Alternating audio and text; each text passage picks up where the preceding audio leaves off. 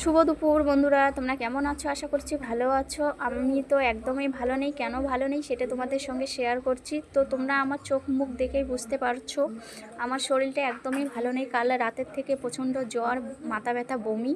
তো সকাল থেকে আমি 3-4 বার বমি করলাম। এতটা বমি করলাম আর কি বলবো।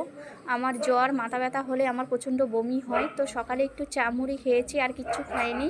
তো অতটুকুই আমি পেটে রাখতে পারলাম না, কি আর বলবো। এখন দুপুর 1টা বাজতে চলছে, তো এখনও অবধি আমাদের রান্না হয়নি।